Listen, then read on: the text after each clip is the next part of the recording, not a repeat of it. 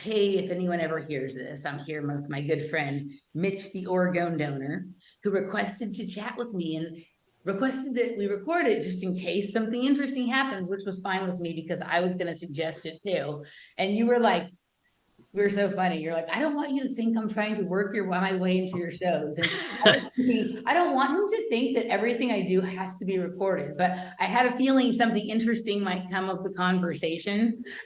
So we were on the same page. And then when I heard what you were wanting to talk about, I was like, that's exactly what I wanted to talk about. Of course, like my perspective is very multidimensional, but it was basically the same topic.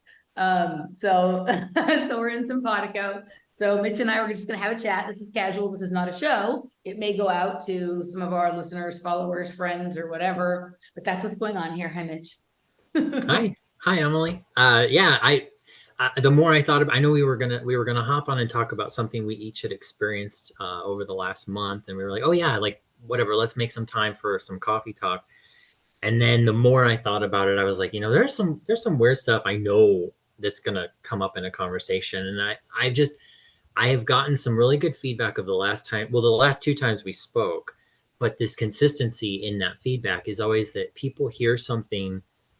I think it's really beneficial when people hear someone talking about something, even if it's something if it's you never considered it or it's an angle you never considered before.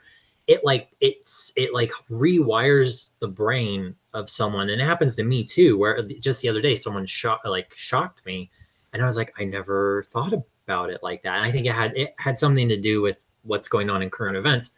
But it's just like when you hear, it's kind of like having a therapist, even though no one really needs a therapist, everyone needs a therapist, because the more you talk out something, this is why we talk to our friends, and you just want to talk out ideas. So yeah, I was like, let's just hit the record just in case, because you never know, and the feedback's been super positive. So Cool. yeah. Well, so I have about 2 hours. I have it pretty much out just before 6 o'clock. But yeah, no, I mean, definitely. So it's interesting because we started talking about having a talk about 3 or 4 weeks ago.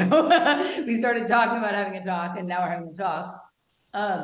But it was interesting what you're saying about perspective. And I don't know how much of my other work you follow, but I've been talking for, I'd say, the better part of the summer now about seeing things from different angles, about the angle that light hits particles and it opens up kind of like a prismatic array that shows you something a little bit different than if you're like looking at it from a different angle when you don't see like the light hit that point.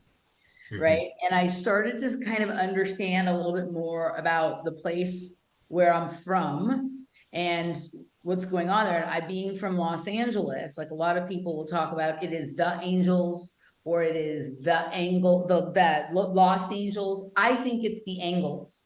I think the reason that Hollywood is there is because based on the way the light hits the place, there's the most different angles to view reality from, and it makes it the best place for storytelling. And I think, I don't know if it is connected to the story about like the Hollywood bush or tree, right? I don't know if that being there is part of what makes this possible, or if that's a story so people don't understand it's about the light angles. I also think that the angels are really the angles. Like that's like, I think that's part of the decode and the whatever it is. But I have started to understand some things about like, why do I have such different strange experiences than everybody else, even when I'm at the same place that they are, right? And then why is it that like we're essentially all in this community talking about the same thing, but over and over and over again now, like, I guess I'm a little thick in the head that it's taken me this many years to figure this out. What I hear is like Emily's angle on things or Emily's take on things is a little bit different. And whether I agree with her or not, I find it refreshing or like it resets my brain or it makes me crazy or it does whatever it is. And I was like, what is it? Right. And so I already knew when I pushed the button that you were going to be saying something about that, but I didn't know what. And as usual, like your way of looking at things is a little bit more grounded than mine is, right? Like, which I don't mean that in any way like an insult. No, Literally the I work you take do. that as a compliment. I mean, You work, yeah, I mean, it is what it is. It you is what work it with the is. ground. You put things Yeah. into the ground to bring reality back. And like, I kind of, for someone as short as I am, I seem to be able to like let my head go off into the clouds without losing touch with reality or whatever. But my work is definitely less grounded than yours. I also have no earth in my chart. And astrologically, I have 0 earth in my chart at all. All right, Laura is completely earth, right? So she balances me, but I'm mostly fire and water and some air and whatever, All but that right. no earth. Go ahead. Interesting, because I was told I think I'm primarily fire and water, and which to me makes sense. I mean, I just assumed fire because I'm hot-headed, but and water because of, I'm about manifesting rain. That's my thing, the rain guy. But yeah, I think to hear you say that though sounds to me that sounds like a compliment, because I swear to God these days I feel like I have ADD or whatever the term is now. I mean I have, because I'm just like I'm all over the place. And but what I've also noticed is, and what started our conversation recently was with what had happened to anybody watching, if they are watching, it's the Maui stuff kind of triggered a lot. It was a shift. It was a jolt to a lot of people. And I think to me, I was kind of, for the first time, I was actually sitting in my space, I guess, whatever. And I was kind of just sitting there and just thinking, like, not to sound insensitive, but I was just like, I, I knew this was coming. Like, I had no emotion to it. I had no ability to get upset about it or to be sad about it. I have done things that I'd love to talk to you about that I've done since I've been working nonstop since that happened. Because I believe I live in an area that is actually the same thing could happen. As it's like I'm in a checklist city that follows the same checklist as Lahaina. I don't know if I pronounced that right. Well, sorry. But anyway, yeah, just so over the last month, like I've been very observant and watching all of these ideas, and it's interesting to me. I almost feel like we've moved into this timeline or this dimension. There's a dimensional rift where everyone is, I think, being fed certain things so much more easily than they used to be, so that they run on an idea and they run and like this is why, like, I watch you, and when I watch you and Danny, and I watch you guys specifically not agree on stuff, I appreciate that, because it's like no one's ever hot-headed, no one's upset, and it's kind of like, okay, well, by the time the episode's over, I completely understand both of your points. I might agree with one over the other, might agree with both, might agree with neither. um there really is a lost there a lot of that has been lost, I think, even in the truther community. And I'm just as guilty of it, which is why I've tapered off from social media. I don't post hardly anything anymore.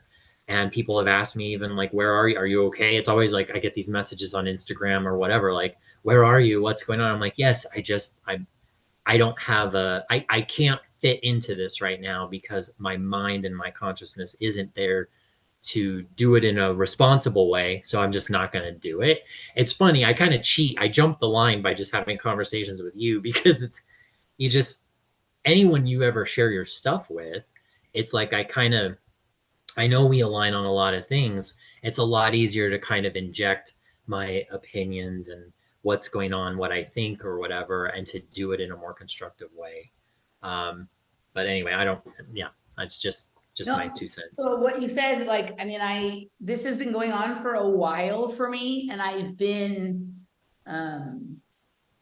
so like I've become, I guess I'm at the point now of saying more suspicious of conspiracy and counter narratives than I am of mainstream Yeah. narratives. And that isn't to say that I believe the mainstream narrative, right? Or that I am denying that the conspiracies exist or that a lot of them are true. That isn't really what's happening.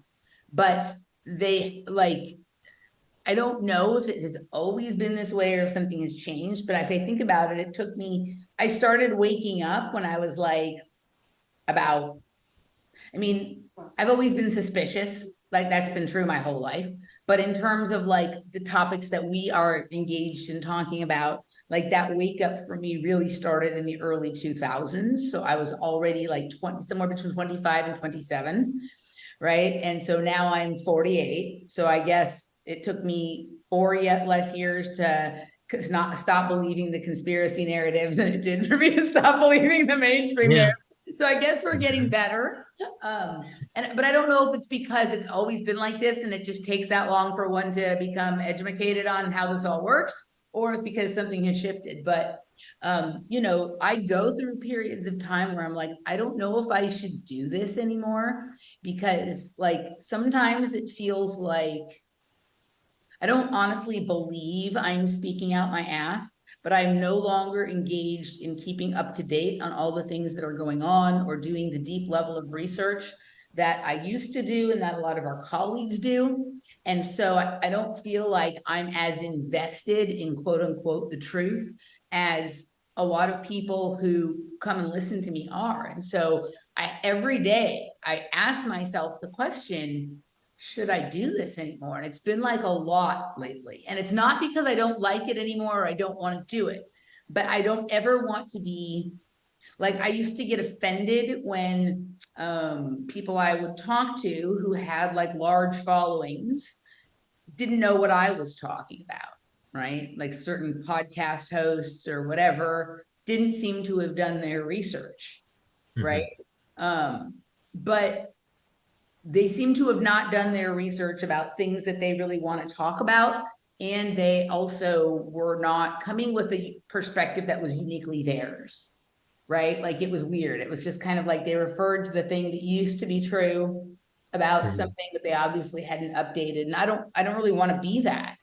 But the reason I'm not paying so much attention anymore is largely because other things have my attention and because I'm paying a lot closer attention to some secondary level of information that is in the field all around us. So like, it's just that my attention has shifted to a different way of decoding what's going on than it is that I don't care or whatever. But I also have found myself sometimes feeling callous or cold or not feeling empathetic for someone else's perceived suffering in a way that I used to be. And I started to ask myself the question, like, what does that say about me?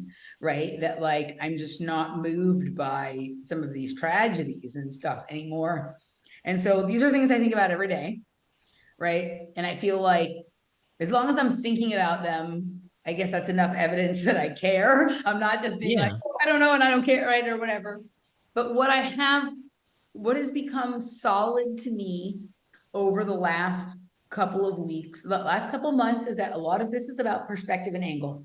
Like, you know, those sculptures that if you look from one angle, it's an elephant and the other angle, it's a bunny rabbit. And if you said bunny rabbit and I said elephant, we're both saying the truth. It's not like, right, but it's dependent on our perspective or our angle. That's what a lot of this is about. Like reality and even truth is multifaceted and it is reflective and has all of these different angles to it.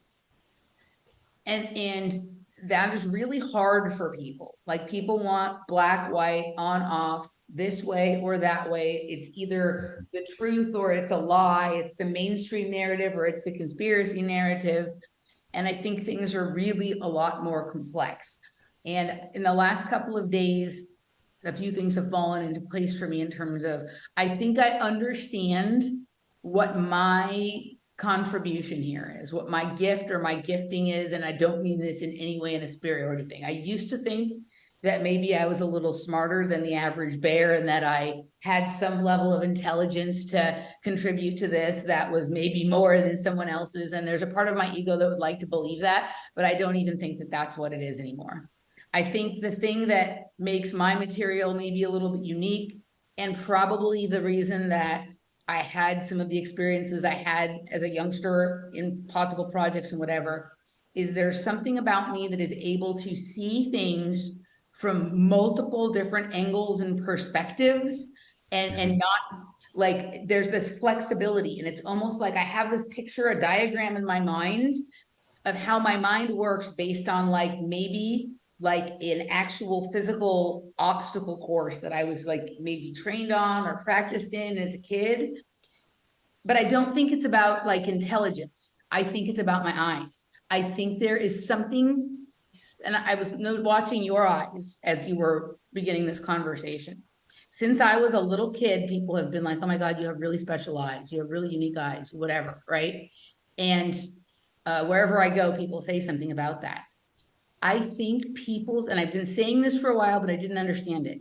I think people's eyes decode information differently based on the color, the patterns in their eyes. I think there's like something called cryptochromes that is very similar to like these famous dyes that wars have been fought over, like the Han purple and these whatever, but it's internal, right? And it's not, this is not like a superiority thing. This is just some people's eyes have different tones. And if you can see things, like I think maybe I have like a higher, more colors from the spectrum available on the inside that allows me to like take a look at the thing through like every color on the lens. Like if you do with your camera, if you like make it from like where it's really sepia toned to where it's really cold and then the red, I think my eyes maybe do that, and seeing things differently, and then having learned somehow to train my mind to be willing to consider the way the things look differently through that. I don't know if I trained it, or maybe it's like just after 48 years, I finally figured out what was going on, right? But I don't, I think it's just something that I was born with that is unique. And I think that there's other people like that. And I don't think that it makes me in any way superior. I think there's other people that have other things about their anatomy or their consciousness or their constitution or makeup that make them uniquely good at certain things. But I think I just literally see things differently, right? It isn't so much that I have this creative imagination. I liked that idea too, that I like had this like super wild imagination. I think I'm literally just reporting what I see, and I'm seeing something different because my eyes decode light differently than other people's. And I have like something I can show you about this in a little while, but I think let's have the conversation first about Maui and about your experience in the desert and my experience Yeah. in the desert. And then we can kind of come back around, because I think I'm closing a loop a little bit on a topic that I've been thinking about and touching on with a lot of different people over a period of time. But I think it does relate to this, and there's a reason why color has played such a huge role in this optic, whatever we're looking at with the Maui kind of thing. So let's just dig in, let's start in wherever you want, and then around to what I think is going on with the eyes and literally show you what I mean. And then we can kind of take that forward into looking at the things that unfold after this conversation or whatever. And eventually maybe we'll see if I'm onto anything or not. So go ahead and Sure. jump right in where you want to. Well, you had reached out to me. I think it was about a week after the incident, and that was when I told you what had happened. So it was about, I believe it was Monday. It was Monday, August 7th, I think, in the evening. I was in Parker, California, and we were at a place that some people might be familiar with, like the Parker Dam area, but we were on the Colorado River. We were just doing a jet skiing trip with some family friends, and that was our last night. And so everything was packed up, and there were a few of us grown-ups sitting outside by the water. And for the record, that entire stretch of the river, including the dam, has been heavily, heavily, heavily gifted with orgonite. Just putting that out there. But we were sitting out in the dark, and I mean, this place is like, it seems like the middle of nowhere. I mean, Parker's a very tiny town, but also you drive off the beaten path about 30 minutes to this area. If anyone's familiar with the area called Black Meadow Landing, it's in that area. And so we're sitting in pitch black darkness for the most part. And three of these friends are sitting and staring at me, and I'm facing what I think was west. over this little hill. I mean, I call it a mountain. It was a very large hill, but it was way off in the distance. And I started seeing this white, sort of like a feathery type bubble. And all of a sudden, it was like it just started going like this, and I was like, after a few seconds of watching it, I've watched clouds form. I've time lapse stuff. People can see things on my website that I've done a lot of time lapse stuff. But it was so bizarre in the contrast against the black night sky and the stars, and it was pretty clear. So I mean, you could see everything. But what I noticed was there was this light that I would just call it a plane, but it was almost standing still, more like it was hovering like a chopper could hover. There was no sound, but this light was like this. It was just sort of like this light that had a beam coming off, a couple of beams, sort of like they were projecting what this white pillowy cloud was. Like it was almost like it to me. As soon, I mean, I just basically once I saw it growing, I just go, "What the fuck?" And all my friends turn around and they're looking at it, and one of them is quite aware of the world, and two of them are quite not. And so it was just very interesting to hear everyone's perspective of like, what in the world is that? As this white thing, just like almost like a white lifeless monster, just growing and just stretching out across the sky. And I mean, again, I've seen things come out of nowhere and I've seen things grow, but this was like something was projecting. And I was like to myself, no, I didn't say this to some of the people because I wasn't going to go there. It wasn't the right time to go there with certain people. But I was like, this looks like a projection that like this is a hologram. I'm like, oh, somebody's testing something. That's what I'm guessing. And because this is like mountaintop. I mean, this area is middle of freaking nowhere in the desert.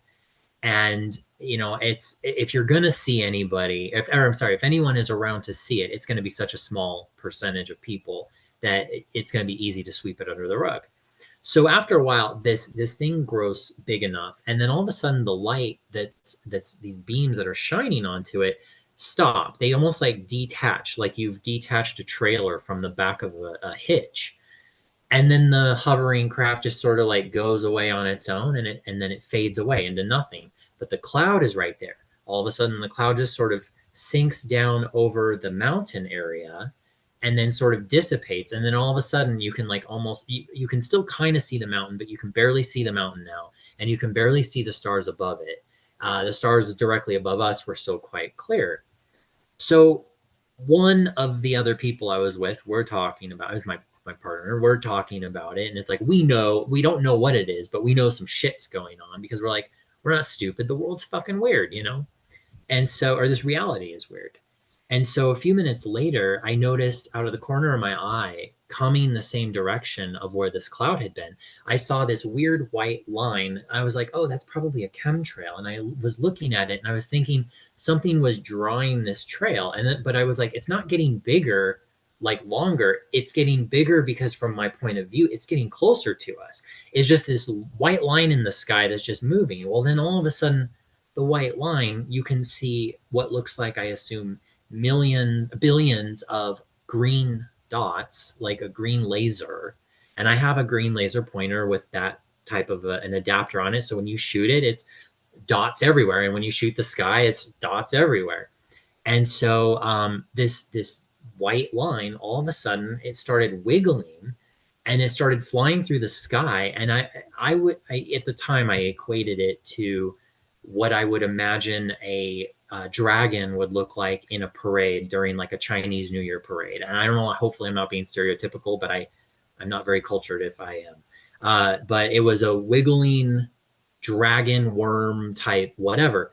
But the thing we noticed was that at the front of it, there was another hovering craft, and that craft had these lights beaming off of it as though it was like a movie projector, and it was projecting onto a screen, and you couldn't see the screen.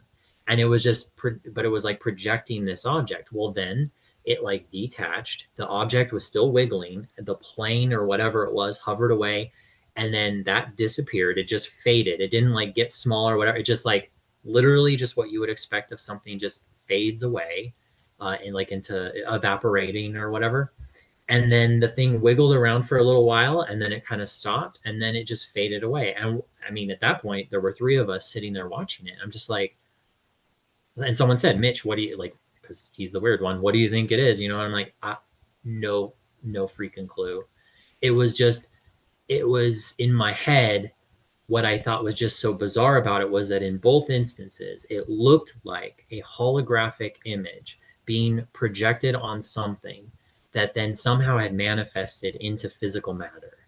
And they looked as real as you and I. Like, I mean, if, you know, um, so yeah, and I mean, we've talked about this too before, like the idea of manifest. I mean, I personally believe if you've ever seen that scene, or I haven't read the books, but if you've seen the scene in the Hunger Games running where they're running through the forest and they, I think, don't they beam in like fireballs and or bad weather or wolves or something? I mean, there's somebody in a control room pushing buttons and shit, and then manifesting stuff into this arena, the battle arena.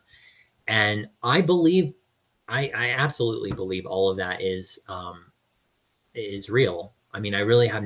I've seen things that have appeared out of nowhere, and then it turns, and then they're there, and they're not a hologram. So it's like, I'm just wondering, you know, what in the world was being manifested. And I assume, because I'm like the frequency fence person, I'm wondering what was going on with the frequency fence. So, Okay, that's like there's like a lot of intersecting topics there, but like Jeff and I were just in our morning dump this morning talking about a lot about plasma beings. This has been coming up a lot lately, right? Plasma beings with different people that I've been talking about. And you know, if you pay any attention to some of the people who like work on the Thunderbolts project, some of them are very focused on like plasma and whatnot. And I think we might be wise to start really paying attention to that, and not necessarily commit 100% to that is like the be all and end all, the way we maybe used to think that chemtrails and blah blah blah were. But I think that like there's many things going on here that are sort of intersecting with each other. And I think it's always been that way, but like when you have moments where your consciousness completely opens up to like the field of play, like where these things come to sort of interact with each other. And then when you're out of that experience, you kind of collapse back into the understanding of reality that like most closely resonates with where your consciousness, or maybe like where your body is at, right? And then it becomes hard to like make sense of it outside of the experience. But what you're saying there, so you were I looked up Parker while you were talking a little bit. So Parker is pretty close to Lake Havasu, which is somewhere that I've been before. But it's like really interesting if you look, like Lake Havasu is a place I used to have a lot of gymnastics meets when I was a kid. Okay. And like one time I went back there with my mom on a vacation. And like my mom, vacations with my mom were definitely much different than my vacations with my dad. And I'm really starting to understand now that a lot of the much stranger experiences of my life were really much more associated with my mom and that set of genetics. Like the like super woo, like whatever, fucking Nazi Bell technology, MK Ultra, you know, whatever. Whereas my dad's side of the family, it's like much more like the intellectual and sort of cultural collective memory type weird, like, I don't know, it's just different mind control from the different side. But there was no places I went with my mom that were for like, we were really just going for vacation. There was always something else afoot that I clearly wasn't understanding at the time. And this is one of the places. So it's weird. We have like, they're calling this the desert Riviera, like, right? Like this is like some glorious like riverbank, like in the Seine or like Nice or, you know, some whatever. Like, no, that's not what this is. It's like a pretty like white trash, hot desert, like a few motels and basically shitty restaurants where they serve Bud Light and whatnot. I've been to the area before, right? But I am noticing They're up to, just so you know, they're up to Corona now, not Bud Light. Just letting you know. So that they don't like the trans thing, so you can't have Bud Light in those places, right? Okay, but it's weird. Like you have like bluefish and Polynesian shores. There's an area here that is like, used to be considered like the armpit of Texas, called Bastrop, that also has Okay. all of these locations that are referential to like Hawaii and Polynesia and that area of Bastrop. So it's like weird, like what are they doing when they do that, right? Like Mhm. they're acting like this is some very resorty type of place, right? And here you've got like the intersection of California, Arizona, Phoenix, Utah, Blythe, which is interesting. Like Blythe is a city in the desert of California. It's also a street near where I grew up. But when you sort of, you know, just so people can kind of see where this is, it's next to US Bureau of Land Management ground, which is Yeah. not surprising, Mhm. right? And we were on BLM Okay. territory at the time, so most of it Right. out there in that area is. So So just so you I know, where I live here in Texas is also, I live right here on the Colorado River. And it is supposedly a different Colorado River, but I don't think it is. I think that the missing space between the two Colorado rivers, it's just underground. Like I don't think, mm. oh, this is weird. There's something over here called nothing, right? Look, there's an area called nothing, Well, and it's really close to an it, area called signal. okay. So what I find interesting, I have not looked into this. So if anyone, you or anyone else that would watch this, I had heard when I was talking about this with a couple of friends that they said, well, you do realize like that the Havasu area was a nuclear waste dumping ground for the US government for several years. And I was like, well, I never had actually heard that before. But what's really interesting to me is that when you drive from, I mean, from where we are in Sedona, we went through Quartzsite. And after Quartzsite, I just remember I do remember, I think we didn't have to drive into Blythe. We must have just been going down the road that's named Blythe. But like once you get into the Parker area, there are just miles and miles and miles of coastline. And it's sort of it's like an unappreciated coastline. And I had just gotten done over the last several months watching or getting affiliated with this TV show called Ozarks and how the Lake of the Ozarks is used. I mean, great Love show those about, words, yeah. drug smuggling.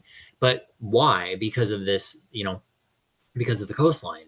Well, what's interesting is like the place we stayed, it's kind of ghetto. I mean, it's white trash.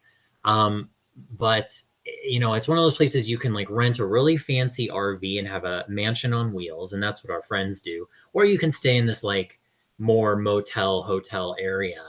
I can't find any It's pictures of that, of the the coast. black it's specifically Black Meadow Landing is where we are, but What is that's it 30 called? miles Black Meadow Landing, and that's 30 minutes, not miles, about 10 to 15 miles from Parker.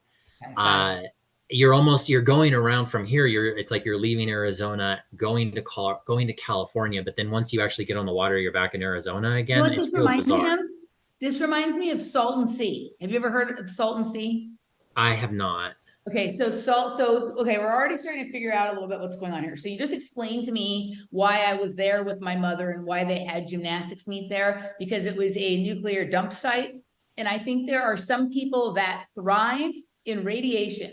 And so if you're bringing all the young people to Lake Havasu to excel in sports, you're going to see who thrives in that environment of Hmm. radiation. And it's very interesting information collected on that. And maybe I- the reason I went back with my yeah. mom is because I displayed some tendency that was above the norm for people in that environment or something like that. This is generally what's going on. But if you look at this, right? So there's an area just outside of Palm Springs called the Salton Sea. And it was an inland ocean that dried up. Mm, Right. And there's a movie called Salton Sea that's one of my favorite movies of all time. Right. But now it's all dried up and it's a wasteland. But in its heyday, all of the celebrities owned homes on the mm. Salton Sea. It's an right. Let me see if I can find a picture of it from its heyday. The Salton Sea in its heyday. I mean, I had made a joke with my other half. I said, with the place is like deteriorating. We actually had an issue where like the foundation of the building, whatever, we had to change rooms, and it was messy. And I think we probably won't be making the same family trip again. Look But at this. because Exactly the same. it Look. Yeah, it's like, but I always wonder with these kinds of places, like what else is going on there? Because it's like, it's almost like they're known for tourism, but they're kind of frumpy, Mm-hmm. you know? And but the people that go there aren't really frumpy. And Mm-hmm. so, in fact, everyone I think I've encountered there is fairly well to do. And so, I don't know. And it's hot, also it's hotter than hell. What is Salton Sea like? I Well, mean, it's basically Palm Springs, right? So if you okay, leave Palm Springs, like if you leave Palm Springs going through like Indio, which is where Coachella is, as soon as you exit that there, you're next going to come to Salton Sea. okay. Watch the Val Kilmer movie called Salton Sea. It's a fascinating movie about that slightly touches on some of this. And then if you look at the did you ever watch that movie called Into the Wild? Oh gosh, it sounds familiar. Does It's it have like it's Seth a Green Sean in it? Penn movie. Sean Penn directed Oh, it. It's with no, he's not in it. It's with Emil okay. Hirsch. It's a true story about the guy who who basically I can't remember what his name is right now. But he was a very intelligent guy who got really disillusioned with the world and like went on this trek that ended with him dying in Alaska when he got poisoned from eating like a wrong thing, but he didn't even realize that there was help like 50 feet away from where he died. And he ended up dying by himself alone in an empty school bus of being poisoned.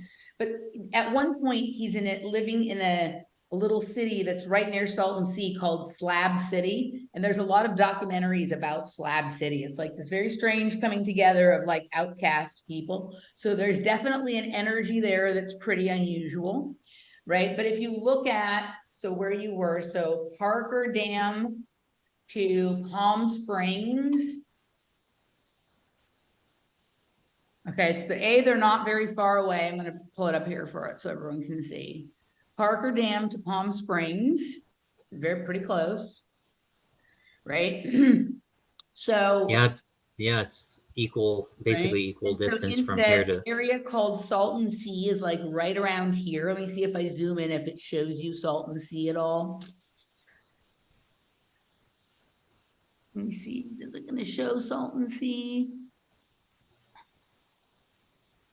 No, it's completely like there's nothing there anymore, right? Like it's dried up, but I just want to see if it's even on the map. Let's see if we can find where Salton Sea is. Hold on a second. Let's see if it shows me Salton Sea.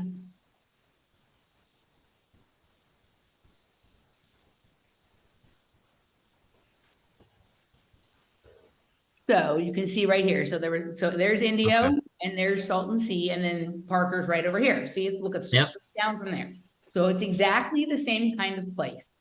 If you notice when you look, right, I don't know how into mystical toponymy you are, or if you've heard Michael and I talk about it, but if you look at a lot of the names of the places in these areas, a lot of them are quite biblical, or they refer to places that are famous in the Middle Eastern deserts or Hmm. other, right? Like there's no mistaken names here, right? Yeah. Um, so I think like one of the things that my feeling about Palm Springs, so like I like hot, dry weather and I like it all the time, right? But I do think it's a created environment, right? Hmm. I think it's kind of like I think all of these areas are sort of created, and maybe the thing that creates the environment are some of these nuclear tests or nuclear dumping, right? But I think it's probably a lie that nuclear fallout areas are horrible to the health of everybody. I think they're horrible to the health of some people, maybe, but for Hmm. other people, maybe it's the ideal environment. And so these areas have been created where like people can go to sort of explore their relationship with a highly radiated environment. And if you look at what's going on in both of those places, Palm Springs, Joshua Tree, Parker Dam, or whatever, right? It's this, you see things going on in the sky that you can't normally see from your regular vantage point. And there's this idea that it's because you're away from like the city sound and light pollution, And so the sky is clearer, but you and I know that whatever's going on with Yeah. the weather alteration, it's not necessarily that. I think what it is it's a radiated environment. So everything is kind of thinner. And if you can kind of tune in or resonate with stuff, you can see a lot more stuff going on. It's like it's like a magnifying glass on the sky. But I noticed that the other people that I'm with don't always notice this. Or if they do, like they notice it like a week after I notice it. Like I was just in Palm Springs with my family for a week. My sister, her husband, my dad, her kids. And the last day they were there, they noticed how like the scene off in the distance looked like a painting. Like I've been talking about this since I was like a little kid. Like the last day they kind of noticed it. And that's like one of my favorite things to look at in Palm Springs, right? But I had a lot of interesting insights about the climate there and how it makes me feel, and then what I was looking at up above me. So before we kind of get into what I saw in Palm Springs and maybe start comparing it to some of what you saw, what are your thoughts on like, what is it if you like, I know you said you were upset because you didn't bring your lasers with you, right? And there's a lot of interesting things going on with lasers right now. I don't know if you've heard it when I talk at all about this Danny Goler guy who's been showing people how if you aim a diffracted laser at a wall and then you do DMT, in between the laser and the wall, you will see all this code, and everyone who does it sees it, right? It's not on the wall. It's not in the laser. It's between the laser and the wall. And the code is like some kind of Korean language, and everyone sees the same thing. They see it. He's going all over the world and doing it everywhere. It's the same everywhere. Now, he's not sure the code is the same because it moves too quickly and he doesn't understand that language to be able to see if the words are exactly the same, but it essentially looks exactly the same, right? Okay. So it's something.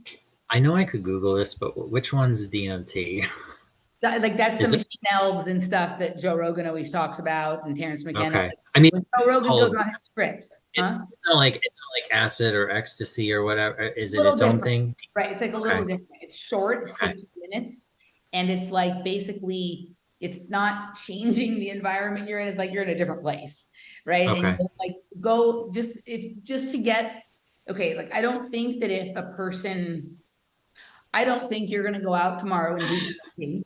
So if you were going to go out tomorrow and do DMT, I would not tell you to do this because I know that you likely aren't going to, and probably the only way you'll do DMT is if I be like, dude, I did the laser thing Danny told me to do, and you have to see it, and then I could probably convince you to do it, but I might be one of the only ones who can convince you to do it, and that's not happening yet. So in the meantime, just go listen to Terrence McKenna explain his experience on DMT. All right. Right? Because he's a good storyteller, and it will affect the way probably you, at least, maybe not, you have a pretty strong mind, so it might not affect the way you perceive your psychedelic experience going forward. Like I had psychedelic experience before I heard of Terrence McKenna, so I had my own baseline. And would this be the equivalent of seeing the grid lines in the sky when you're having a mushroom trip? Some of that. There's the DMT. Like as far as seeing, yeah, similar. except you're seeing I'm picturing the green matrix screen, right. Kind of, you know. I mean, all these natural psychedelics have some similarities and some differences, but yeah, it's not entirely different than that, right? Okay, so what do you think you saw? If you just like sink right in and you can tell me any crazy thing or whatever, what do you think you saw?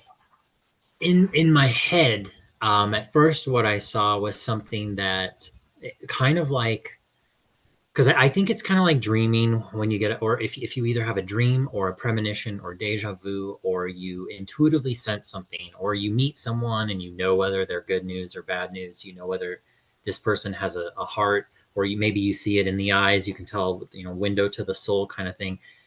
There was something to sense. So what I think I sensed was that, my gut initially said, whatever that is, whatever is doing that does not care that I can see this right now, because I am of no threat to this thing. If it is nefarious, there is not a damn thing I can do about it. So it's not afraid to do what it's doing. Um, I did assume it was testing something, but Hmm. it wasn't until a few days later that I was, or almost a week later, that I was like, well, wait, when did the Maui fires happen? And I think that what we experienced had happened on the eve before the fires, because I think the fires were on Tuesday, the 8th of August. Um, hopefully, I think that's the right date. But I was there Monday, and it was Monday night around 9 p.m. Pacific time that we were watching this, or like 9:30. And so after a few days went by and I realized that aspect, I was just kind of like, well, did I experience something that was glitching out with, like, I think the whole system is connected. This is why I tell people, I don't care if you live in Timbuktu or you live in the radioactive center mecca of the middle of the Phoenix metro area. You should be, I just think everyone should bust their towers. Everyone should bust every tower, every whatever, because this network, I look at HARP or the frequency fence, it's a network. It's not a facility. It's kind of like Skynet. Skynet's not a place you can blow up in the Terminator movie. It's cyberspace. It's the web of everything. And I think that's kind of what how this realm operates. So maybe I saw some glitches. Maybe too much energy from the central mainframe was being used to map out what was going on, like in another part of the world, meaning in Hawaii. But I find it interesting when I hear that, like, as soon as everything was over, and I've seen this time and again, whenever someone's getting hammered with really bad weather and everyone's kind of pointing and we know damn well that this isn't natural, or that there's an artificial influence on this to some degree. And then all of a sudden, it's like clear skies, birds chirping, everything's clean and crisp and wonderful again.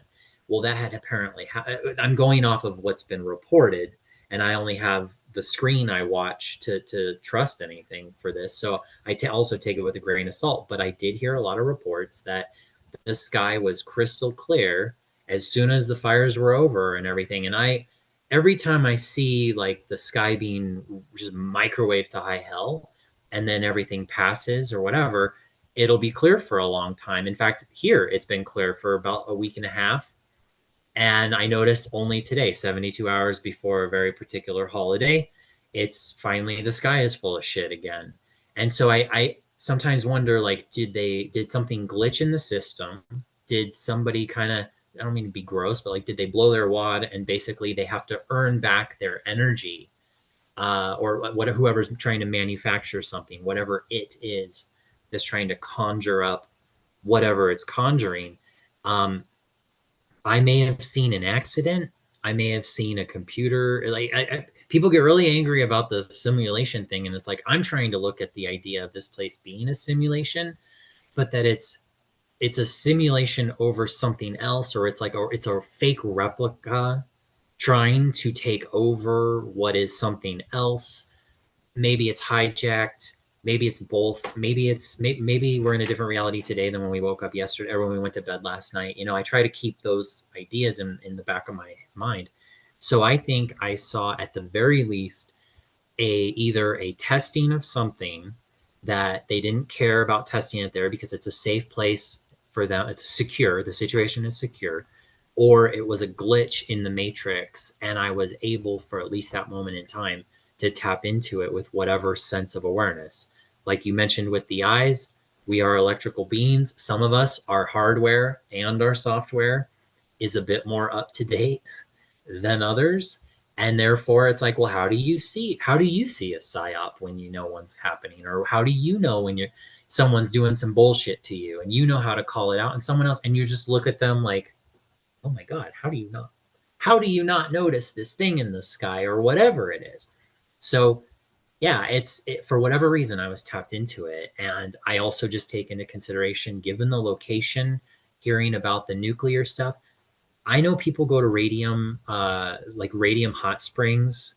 I've heard a lot of elites. This is hearsay. This is a friend of a friend of a friend. They research this, they research that, trying to put together a puzzle. But apparently, a bunch of these elites who go to these hot springs up, I know, in Idaho. And I think there is I think there's a conspiracy about getting radon out of people's basements, that there's something about radium and radioactive material that is not necessarily dangerous, and that is, in a way, it's like it's a type of battery, and it's a battery that can be tapped into not just through like normal basic electricity, but on an etheric level. And some of us are affected by it, and some of us might not be.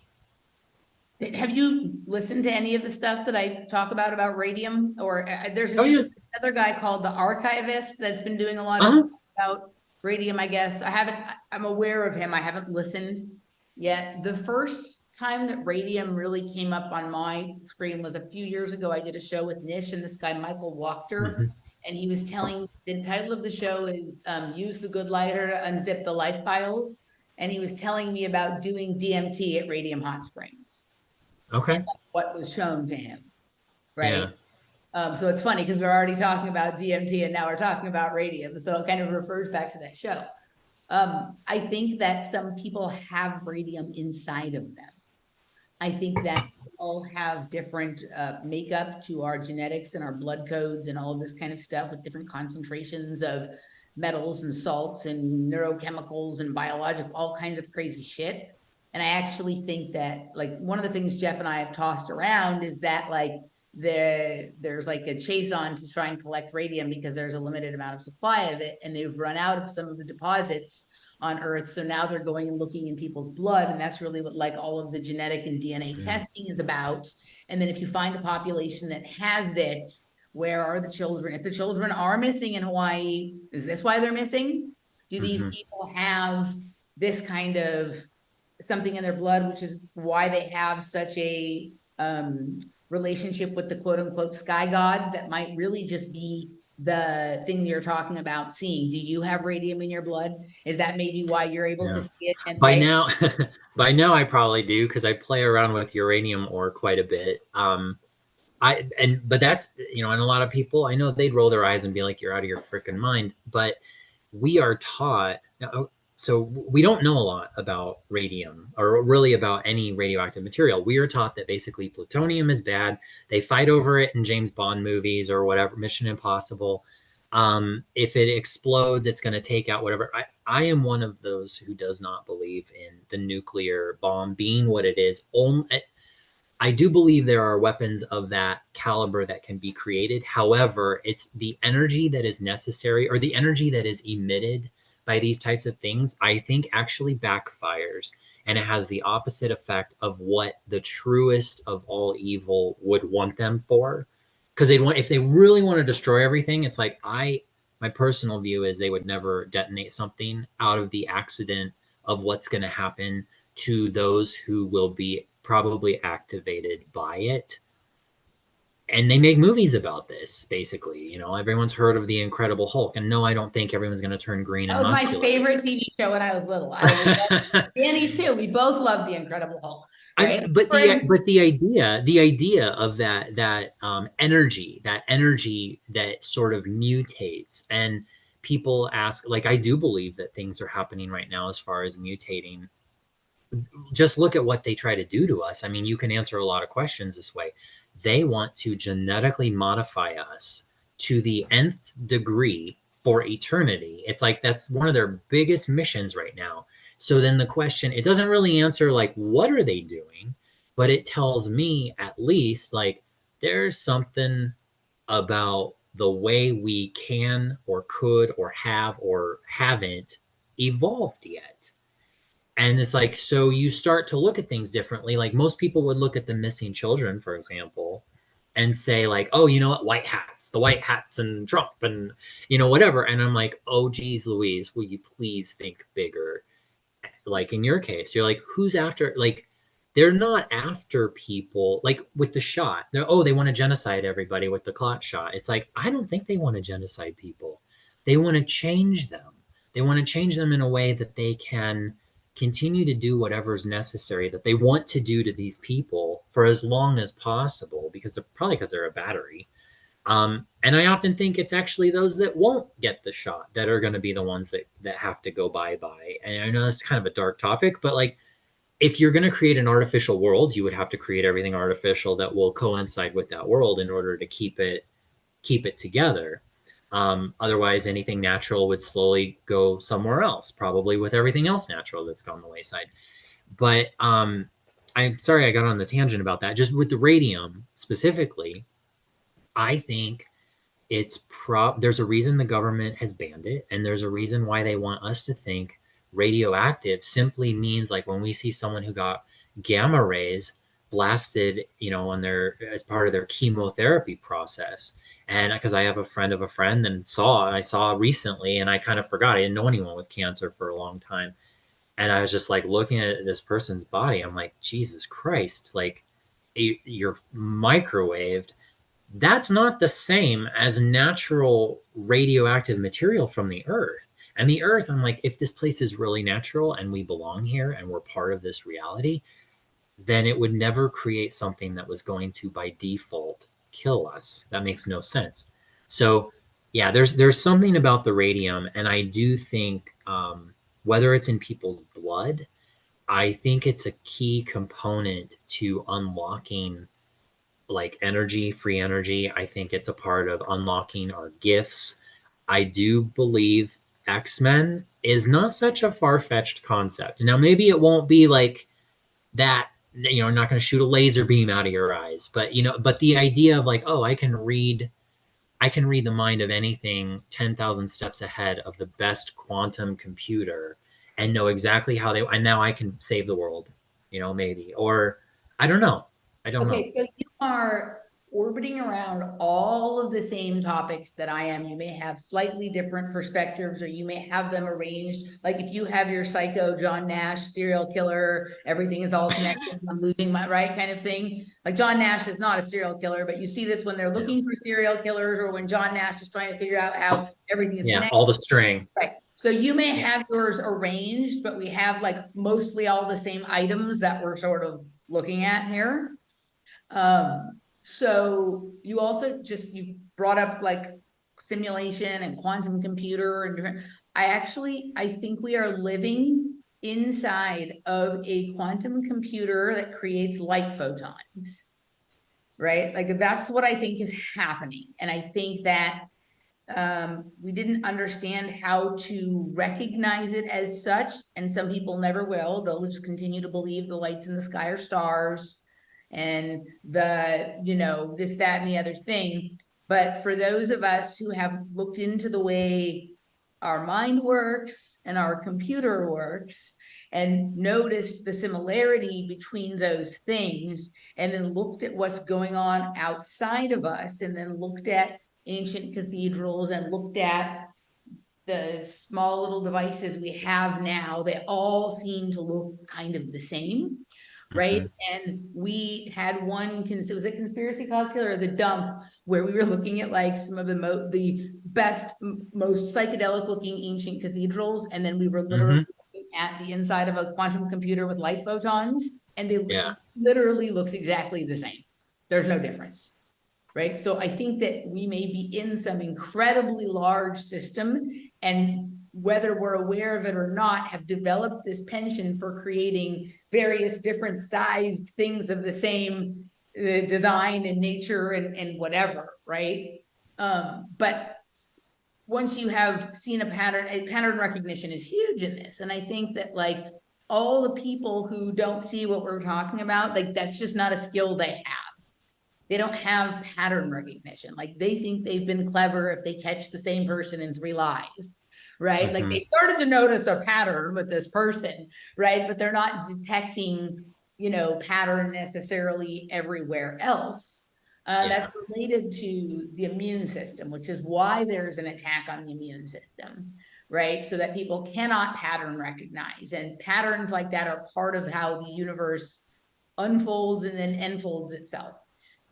So, okay, so I don't know if you know this, but I'm about to start, I just recorded the first episode this week, probably more than year-long dive into the elements of the periodic table. So what you were saying earlier is like, we don't know anything. We know plutonium is bad. We don't really know about radium. We don't really know about any more than 3 elements on the periodic table: H, We know about H2O. We know a little bit maybe about carbon or salt or lithium, but there's 118 elements on the periodic table. And other than memorizing what the names of them are and which number on the periodic table they are, could you tell me much about any of them? No.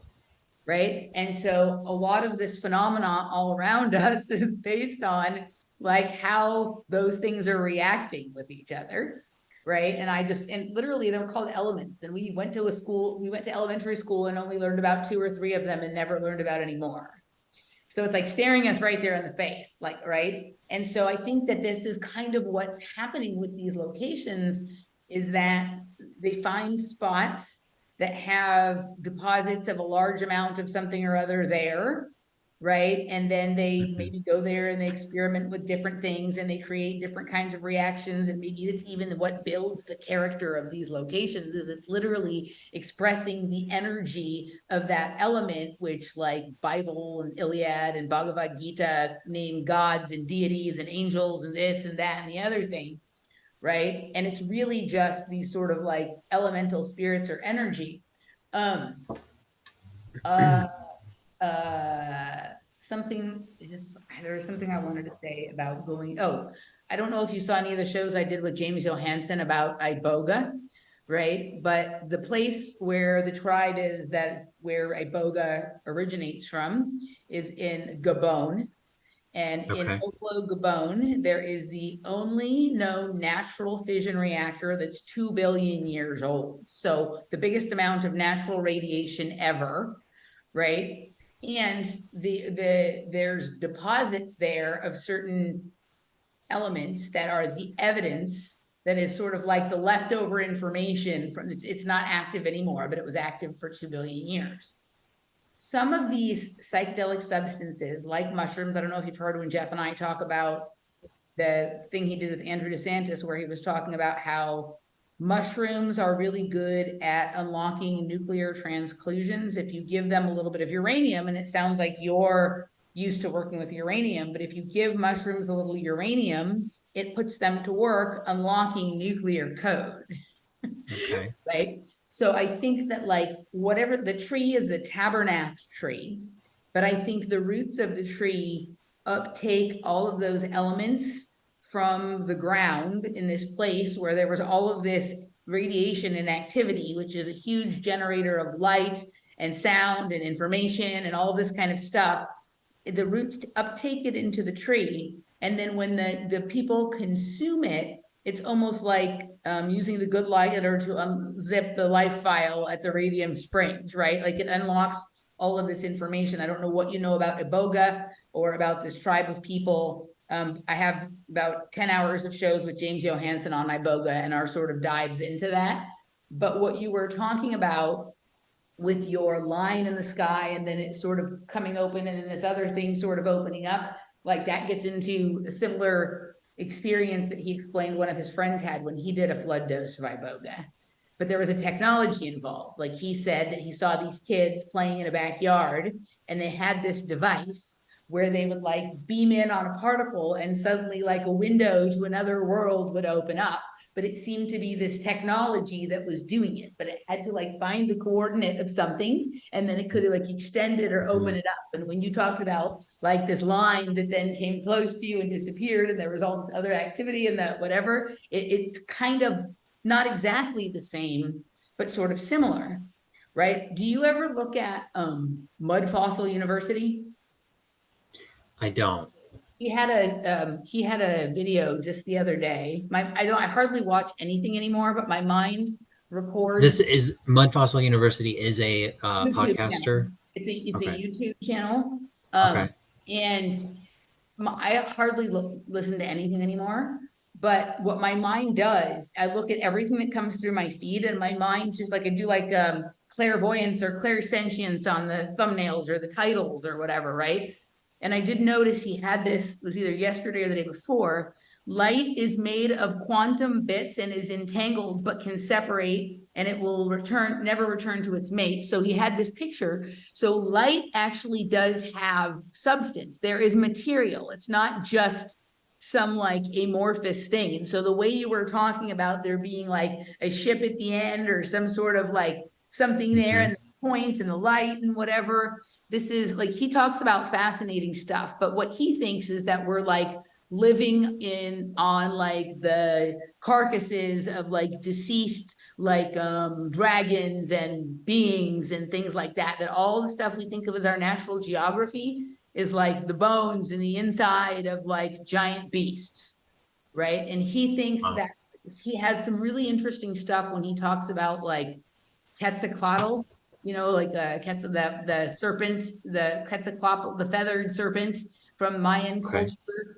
And he talks about how some of these mountain ranges and natural phenomenon, it's like exactly the same as this serpent that like had this plumed energy plasma thing coming off of it.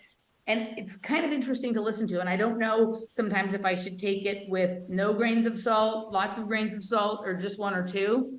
But it's really interesting to listen to him describe how the geography literally matches what it would look like if like some of these beings were expelling gases and think like when we think about the way these battles in the heavens were described to us, we don't think about like what kind of mark their battle would leave on the sky or on the ground. We don't think about those scars.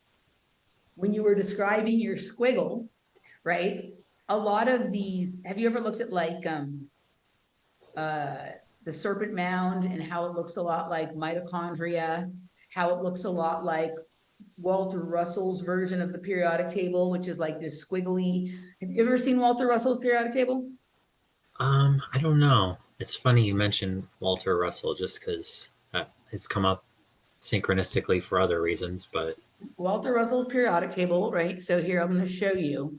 There's different angles, just like this is part of what got me thinking about looking at things from different angles was when I was inspecting Walter Russell, right? But like this is his periodic table. But see how it's like a squiggle, mm-hmm.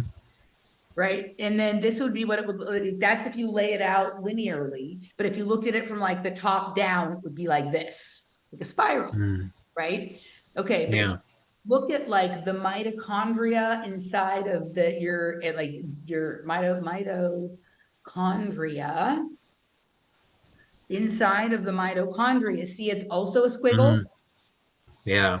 right? And think about all those ancient sites with the serpent, the squiggle mound, or whatever it is. Like we don't understand really what's going on there with all of that.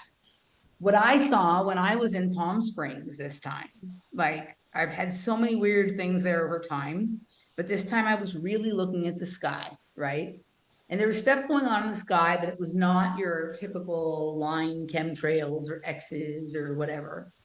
Everything looked like the inner rib cage of like a large dinosaur or beast, and that there was something moving through it. So like if Hmm. let's just say that like the all the fables and stories we hear about these serpents and these giant beasts that were part of biblical time. I don't know. I'm not a religious person. I don't know the right language, but I think you know what I'm talking about. Like there's Mhm. all these stories about this stuff, right? Well, what if they are sort of plasma beings and these things that we see in the sky are like gases, right? That they're sort of like pushing energy and like people will see, there's a lot of people who see like entities or demons or spirits, and I don't really see that. But a lot of times when people say they see that, like I feel a weird energy or I smell something funny.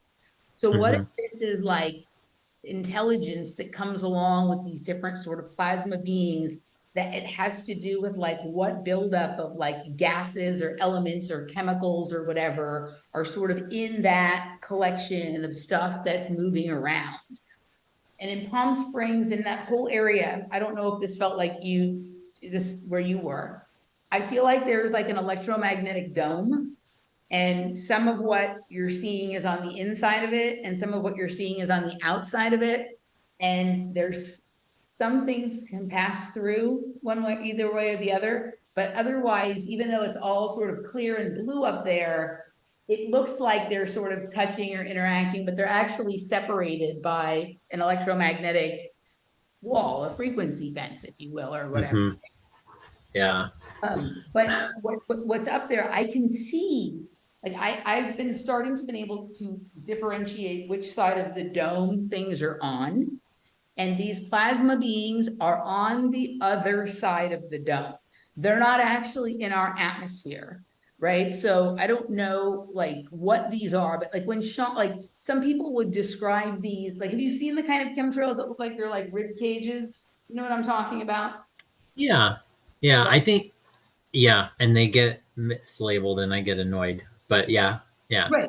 I I was think a seeing, rib cage is a good explanation. right, Yes. They have that only shape. things like that. I wasn't seeing any lines or X's or grid patterns. It was all, everything looked like there was a white or opaque, like, shading of the inside of something's body. Like I wasn't seeing the body, but I was seeing this like smoked version of the inner structure of the body. But I could tell all of it was outside of the dome, right? So it's almost like we're being protected from this like epic battle that is occurring outside on the other side of it.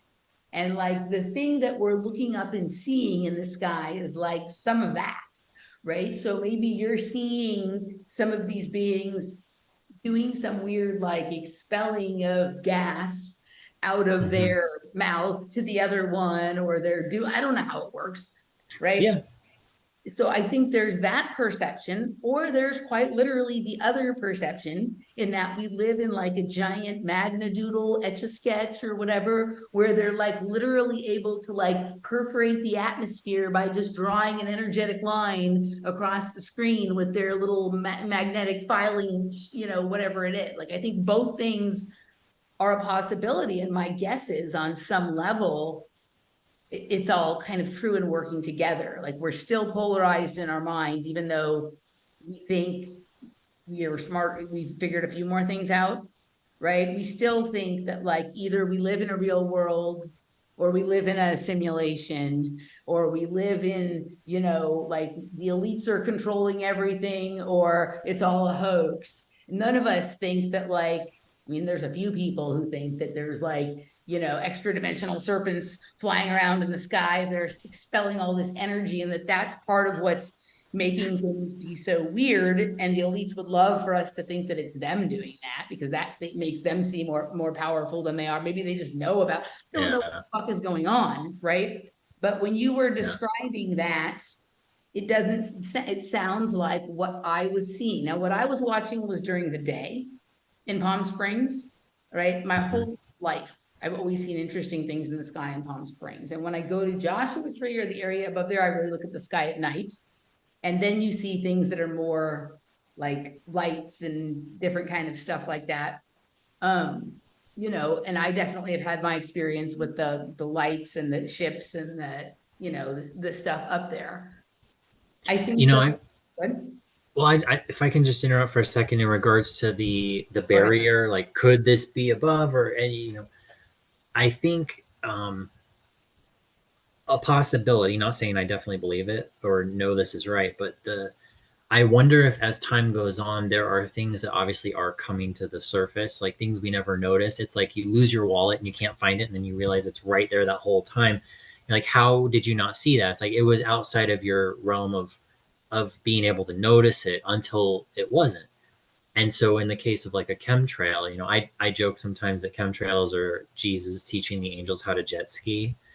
And that because of the water above the firmament, if there is. That's exactly what I But mean. That's what I mean. it That's what it I mean. could it, Yeah. it it could be, but also I just think like with the increasing amount of white stuff, regardless of whether it's spray or whatever is manifesting in the sky, I get the feeling that the veil is lifting to a point. I think we're able to see a lot of things that we weren't able to see 100 or 1,000 or 10,000 years ago, whatever the cycle is. So it's like, is it something that can be uncovered as a physical object? Is it a screen? Is it a projection? Is it a portal to somewhere else? Is it a plasma barrier? Is it I don't know if you've ever seen the movie Free Guy with Ryan Reynolds. No, but people have told Um, me about it. Yeah. it when I saw it, I was like, God. damn it, of course that's what this is. Just because it was the idea, without ruining it, it's the idea of what's beyond a certain area and how it manifests as you get there. Like, so it's like where maybe we're able to It see more renders or as you explore arrive. more. It It renders. renders as you arrive. Yeah. And so, it's like, yeah, we don't know, but what we do know is that we don't want to be a know-it-all pretending we know it all, like so many people are, because by God, they're spraying this in the sky, and satellites aren't real, and jet fuel and whatever. I'm just like, no, reality just simply bends, and reality is screwed up, and reality is misunderstood. And we live in Harry Potter world. So that idea of whatever is there, whether it's on this side or the opposite side, there's there is something about that But what is Harry space. Potter world all about? And Lord of the Rings and all that stuff. What is it about?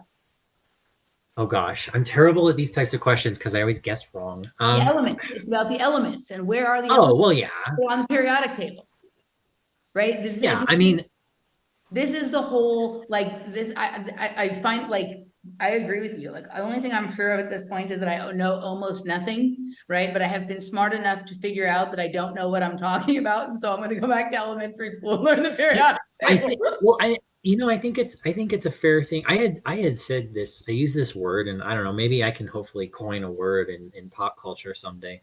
I like the word plateaued awareness. And the reason I use that word is that a lot of people, this happened in a dinner last week. Somebody we were talking about, I mentioned this in a note to you. We were having dinner with someone, and this person's a little bit older and kind of new to the party as far as what type of stuff we talk about. But she said to us, she goes, Marilyn Monroe, like they say she was going to come out as a, or she knew all these secrets, and she was going to threaten to go to the press and this and that and all these stories. And my partner and I were just kind of sitting there at dinner chuckling because we're like,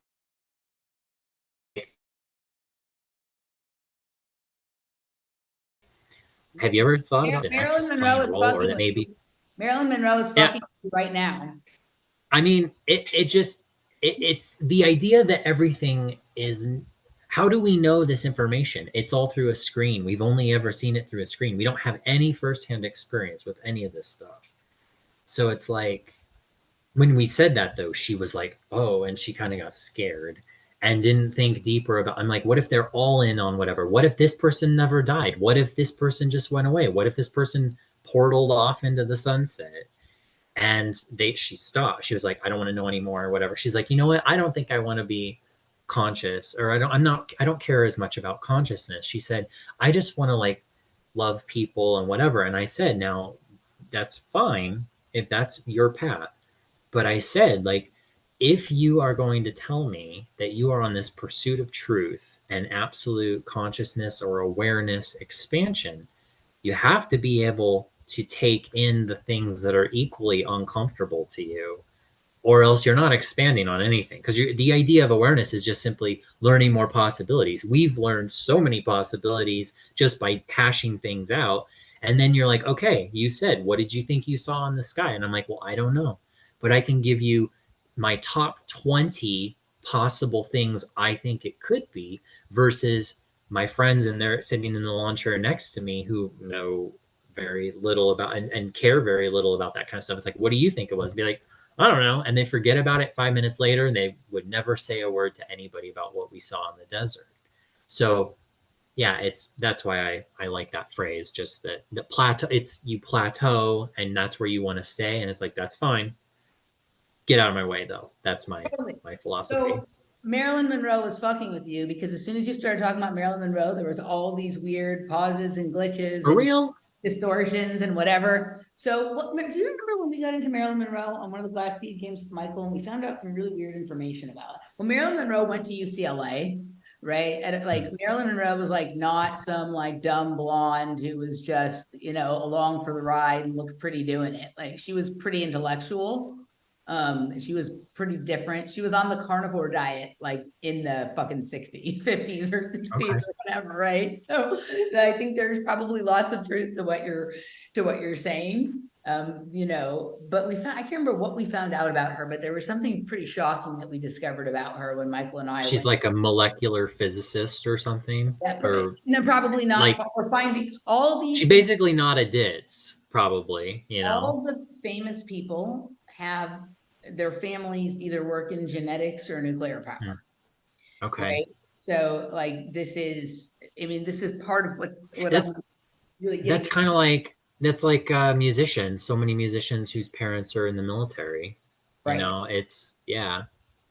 Should probably, I mean, yeah. It basically, and in fairness, our friend also was unaware. She'd heard the term Tavistock, but it's like there are manufacturing entities that literally their job is to manufacture whatever's necessary for the script, and I think it also goes far So above Tavistock. tactile But awareness to me is the thing that I'm talking about, where I think you're right. I think we're at this point, and I don't mean this in a superiority way, and I could be wrong, so this is not that. But when you're saying get out of my way, I'm moving on. The plateaued awareness is at like at that us them spot.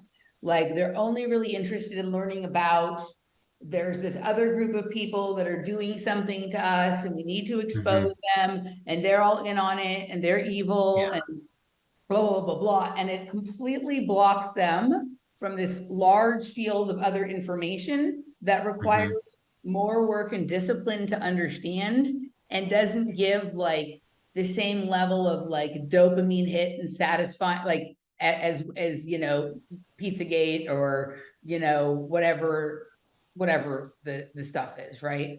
Um, mhm. and when you start to move into that space, it's like what you were saying to me in your message. Like, you don't know what the situation is with Oprah. Like, I've been really, really backing off of my the celebrities are all in on it, and you know, they're mocking the people or whatever. Like, I'm just like, no, I think most of the celebrities just like stepped in shit before we stepped in shit, and we're seeing sort of what happened. I mean, there's no way you can look at someone who looks like what Madonna looks like right now and be like, she is an active and aware participant in control, Yeah, right? yeah, That's an impossible, that's yeah, impossible, right? and, And yeah, and I mean it's. I think a lot of it stems from the idea that like, oh, I mean, I'm gonna kind of let me dumb myself down to like a base level of awareness. I'm new to the party, and that is, I know the government is evil. I know the government's doing bad things to people. So therefore, that's my frame of mind. So now anytime something happens, it's like it just basically ends there. And it's like, no, this is bigger than space lasers. This is bigger than the missing children. This is bigger than, I mean, there's a phrase I like. I don't know who coined it, but it's the more you learn, the less you know. And I think a lot of people forget that. And that it's, I get and dumber I every like, day. and like you, well, I mean, just, I mean, really, you are technically more, I'll say you're much more educated, or much more aware. I mean, really, the idea, awareness, what is awareness? Awareness is basically the exploration and expansion on the realm of possibility and understanding that level of possibility within existence. I will not be able to repeat that. I'll have to go back and watch the recording, but that would be the definition in my mind. You know more and apply more. Application is really important, to just being more aware of the realm of possibility. And so, yeah, to say things like, oh, Oprah and The Rock are asking people for money, I'm like, do I think they're both pieces of shit? Yes, I think they're both pieces of shit on the surface level. But like I mentioned in my note to you, I'm like, I kind of want to be like, hey, Oprah, if you're being held at gunpoint, blink twice, because there has to be something. Like, it's bizarre, and we live in a bizarre world. Why is it we have a man, probably not even a human, as the president of the US, who's played by 50 different people? I mean, we're beyond that. We ended the Twilight Zone was in 2020. We've been in something else since then. So to think that we ever have the full picture, we don't, and we probably never will, but yeah. And right now it's interesting. Just, there was a lot of stuff that I think collided, or whatever, bottlenecked in the last month, really, that's happened. It's like everything's being thrown at us at the same time, whether it's the climate stuff or this or that, and then all these fires and everything, and heat waves or whatever you want to call it. And so everyone, I think we've spent so much time over the last few years thinking we know everything about everything, and we have all these conversations. So now when everything happens, it's like you, I'm just taking a step back and saying, okay, I don't want to come out and say, I don't want to play devil's advocate, but I don't want to say that I know what's going on, because frankly anymore I don't. And it's like, well, shit, was that part of what we're supposed to do, is realize at the end, like, is it okay? We will never know. Maybe. I don't know. The never ending story, right? So that's what Jeff and I were talking about the dump today, like this on and on and on it goes. And like, I think part of the mistake is thinking that there's going to be like an end point to it, Yeah. right? And there's not. And there's not, Yeah, right? And there's so not. like, if the absolutely basic bitch solution to the problem going on in Maui that Oprah and The Rock came up with, I know what we should do. We should collect money for them, right? Yeah. Like, but did you listen? Like Jeff and I were talking about this. So I don't know what you see of my material or not, but like I had several weeks where I was like really into the idea that like whatever it is we're living in, and I'm not saying it's evil or not evil, but that Dolly Parton had it figured out. Like Dolly Parton seems to be a super high level, multi-dimensional understander of reality. But literally, Oprah and The Rock said that they got the idea from Dolly Parton. Right. So I was like, there they go. There was letting me know that Well, Dolly Parton like is playing the game all right. Right. yeah. But you know, it's cartoonish. It's Yeah. cartoonish. To me, that makes it hard. I mean, whether, I don't even know if Dolly is a female, let alone a human. She has her But it Dolly. was, She has her Dolly part on. She's telling you, well, right? Yeah. I mean, but she's known. I'll just say it's a human person. It's a woman. Let's say she's a real country singer, and the story about her is true. She is a timeless, optimistic, mostly very well liked individual of every side of the spectrum, regardless of your politics. Nobody, you can't, no, you're never going to hear anybody be like, God, I fucking hate Dolly Parton. Well, even So, of like course, the dumbest thing she ever did was like the vaccine promotion, but it was so yeah. obvious and so cartoonish that it was almost like she's like, wink, wink, guys. She literally turned one of her most, she was like, vaccine, vaccine. Like she was like doing it so Oh, boldly. Like it was so stupid. It was kind of like Oprah being like, I know, let's collect money. Right. see, and Like, I, but do you did you ever, watch the documentary on Dolly Parton? I don't think so. Watch the documentary on Netflix. She's fucking brilliant. It's so good. Okay. Wait, is this where like there's like her fans and everything that come to Dollywood like a million times to try and meet her and No. everything? Like, are you okay? Because there No. was like okay, there was something on Dollywood, and like they were This is the psycho fans. Dolly Parton documentary on Netflix. It was so good. Uh, If she's gonna endorse or like, or even if they're just gonna be like, oh, it was Dolly's idea, Called Here I that right, Am. that'll make a lot of people, I think, on the right have a harder time hating Oprah and The Rock because of it.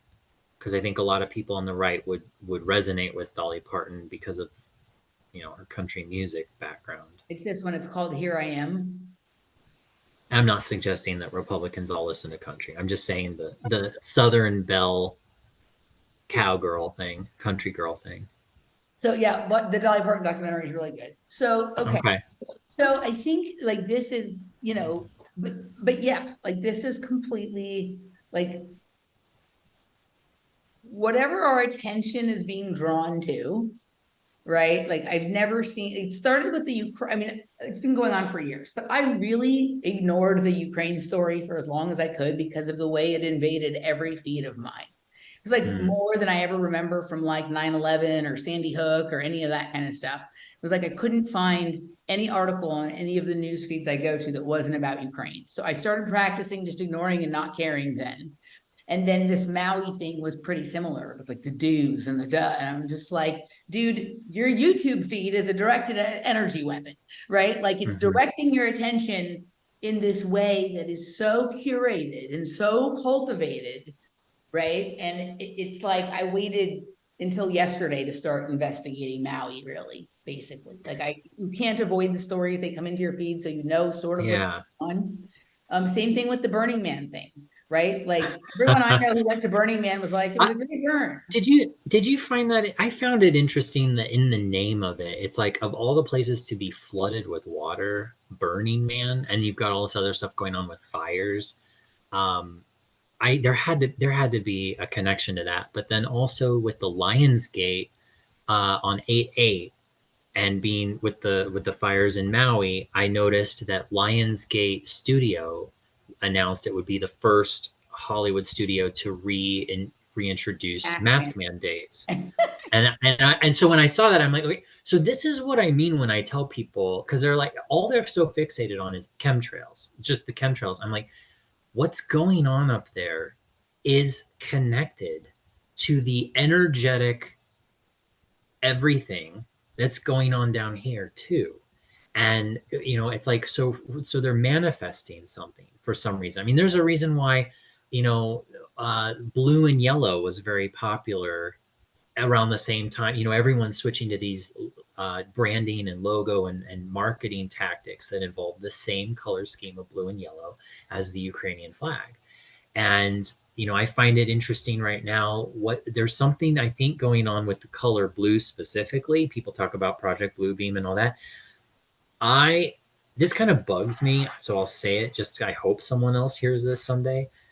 You're wasting your fucking time if you're painting your house blue because you think the giant space lasers are going to not get your house. There is something about distraction. Distraction is through the roof more than a laser. And it's like I'm of the mindset that there is this frequency fence that opens up the realm of possibilities of things just weaving in and out of existence.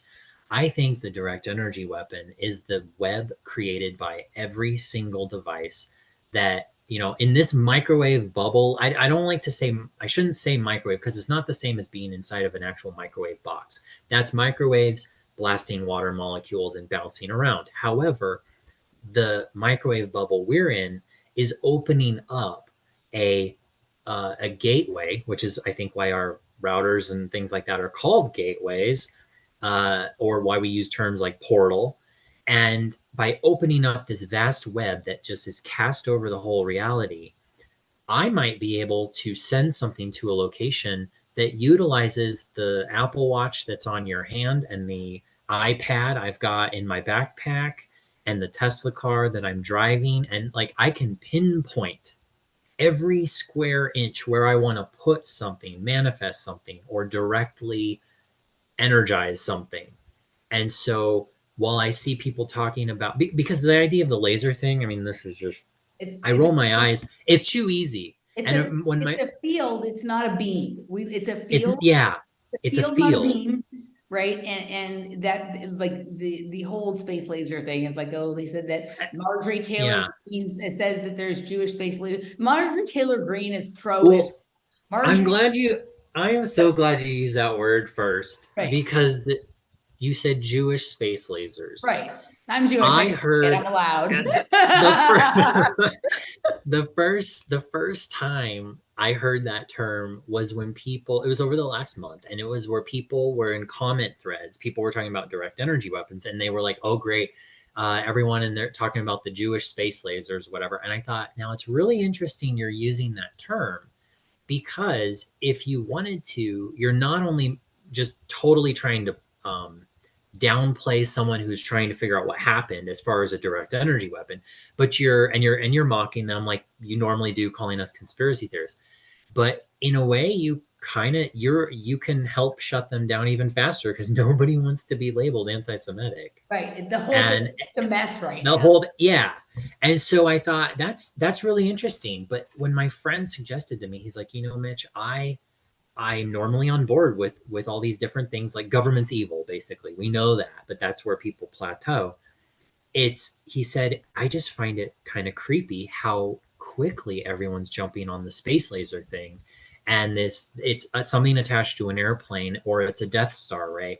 And I'm like, I've talked about this before. Everyone's probably seen this at some point on social media.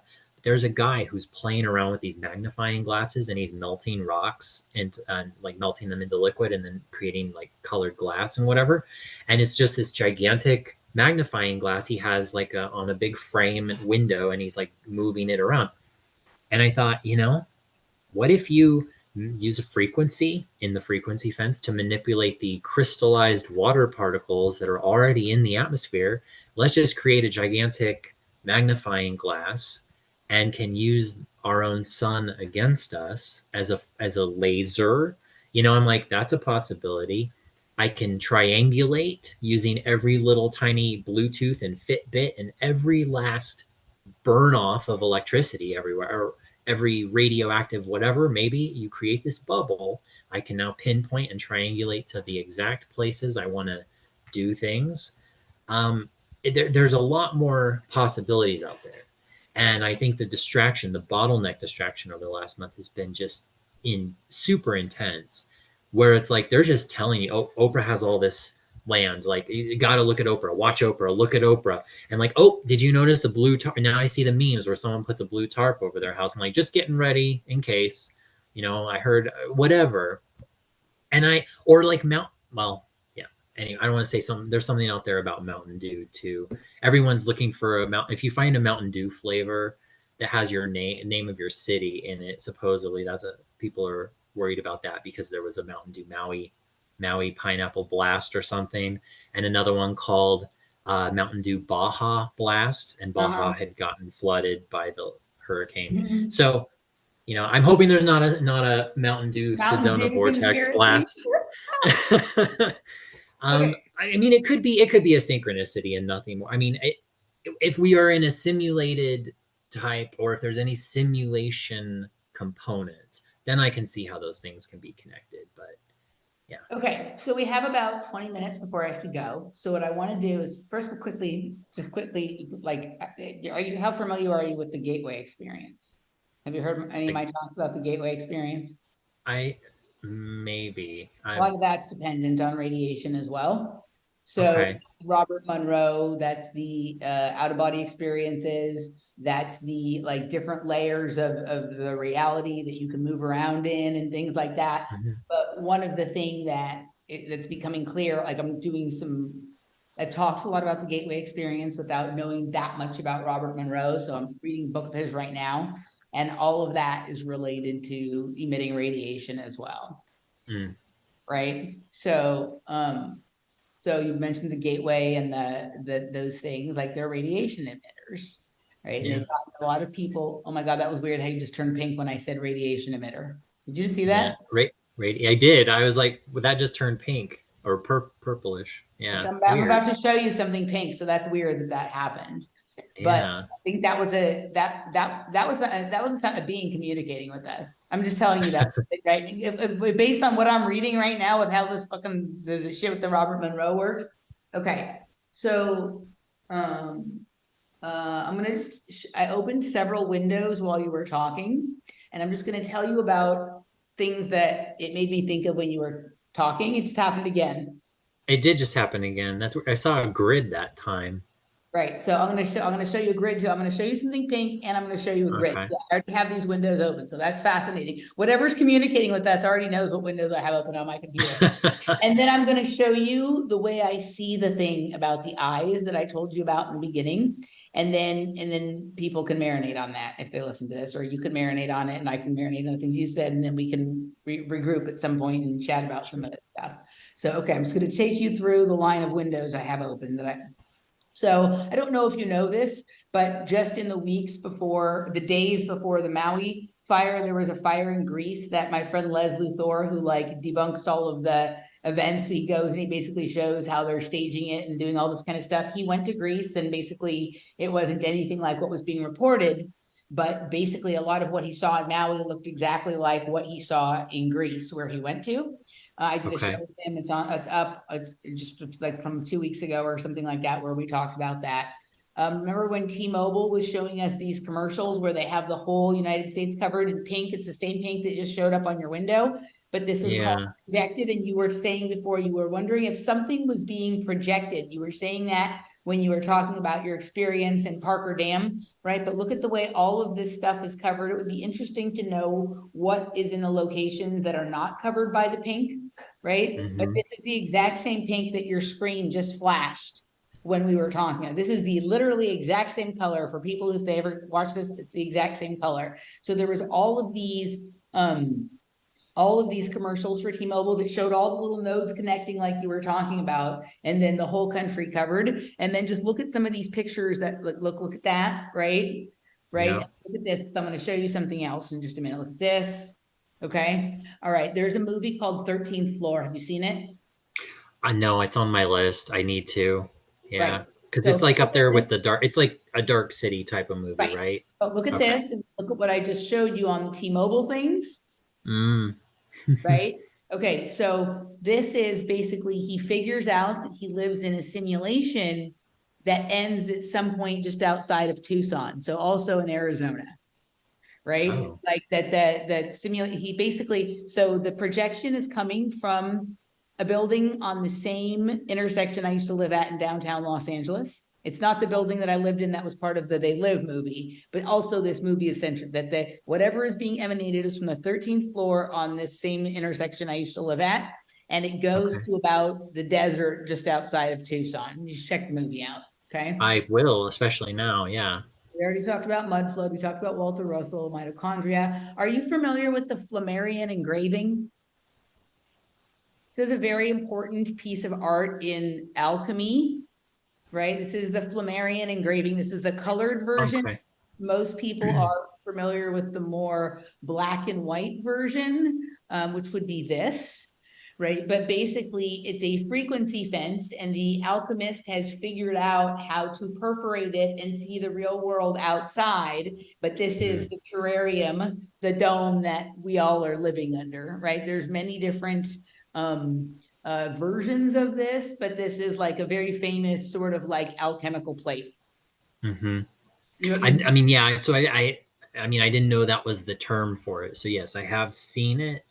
And when I think that's a perfect representation of, what's going you on? know, yeah, exactly. Or it's it's like, oh yes, I see that, and I'm like, yep, that So makes I think sense. somehow, whether intentionally or accidentally, we have arrived, you and I and some of our friends and not others, have arrived at the space where we've figured out that there's like something outside and can have moments of being able to see outside, or you can penetrate it and step outside for a second, right? And so we're seeing this stuff out there that the other people cannot see, I right? think something lets us have a little taste of it. Have a little taste. Sometimes I feel like it's to mock because it's like, and then makes it a pain in the ass to get it back again. Well, I think we're Um, practicing accidental alchemy, right? We've studied enough things, we've experimented with enough things, and we've changed things about the way we live and the way we eat and whatever, that like momentarily we tap into some different frequency and we have an experience, but we are such in the beginning stages of it that we're not even clear what it is we did that created that experience, so we can't replicate it, and that we're stumbling mhm. around at having alchemical Yeah, experiences, but we're not alchemists yet, right? So, yeah. so that, and then, all right, uh, let's see. Okay, no, that's all. So what I wanted to show you, let me see. When I was thinking about how I was going to explain to you what I said earlier about the eyes, right? So I was thinking about this morning. Okay, so my mom, right? She for most of her life had the same eye doctor from the time she was like just moved to Los Angeles to go to UCLA until he retired a few years before she died. And I can find almost nothing about him on the internet other than that he had an office in Westwood. Right. So someone who's been a practicing eye doctor, there's like no reviews of him, no nothing. There's one review. I could find one review on all the internet, and someone was complaining about the price he charged for a pressure test in the eye. That's it. Of all more than 50 years in business at the same location in Los Angeles, almost nothing about it, right? But at a certain point, she started going to the Jules Stein Institute at UCLA. Okay. And I'm going to show you, this is the Jules Stein Institute right here. Hold on a second. Uh-oh, what did I do? Okay, this is the Jules Stein Institute here at UCLA. This is their logo. What's that statue? What I'm going the to show hell you was? in just a second. And this I just Oh, discovered this week. There is a monument by a famous sculptor that sits outside of the Jules Stein Institute. I just found out about this morning, so I started looking into this person named Stanislaus Suzlowski. And I can't speak intelligently about this person yet, but I figured out this is a very interesting person that I need to look deeply into. But that is a highly esoteric sculpture that sits right outside of Jules Stein Institute. And you have this really interesting logo that I've brought up in shows many times over the course of the last year. Right. Because I think whatever the connection is between my mother and I, a lot of it is connected to the eyes. My mother had an eye condition her whole life that she was constantly being treated for at the Jules Stein Eye Institute. Everyone in my family is legally blind except for me. I have 20/20 vision. I don't wear glasses. I go through periods of time where my eyes seem to change and then they repair themselves. My eyes change colors. I've got a lot of weird things going on with my eyes, right? But I think there's something interesting about my eyes, and I think there was something interesting about my mom's eyes as well, and they started studying them, and that's why she's gone to the Jules Stein Eye Institute her whole life. And at a certain point, I think they either always or later or whatever it is, I think that they're able to do the mind control through people's eyes on some level, okay? oh, I wouldn't But when surprise me at I all. was thinking about how I was going to explain to you what I said earlier about it has to do with something about the way I see things, right? Like whatever the special sauce is for me, right? Like most people, like they see things from their perspective, and maybe they have like an ability to like, okay, like it's my way or it's the opposite way, or they sort of see things in this linear thing.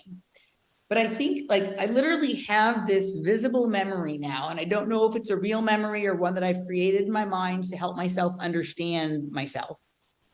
Is that whatever the underground base is in Chatsworth or whatever it is, there's like an area in the middle, and then there's all of these concentric circles and rings around it that are observation decks that the scientists and the people who work there, they move around what's happening to look at it from different angles. And as you see, this spiral has different colors, and then even within each row of colors, there's different shades, right? Mm, And then there's this point in the middle that looks almost exactly like the pupil of the eye.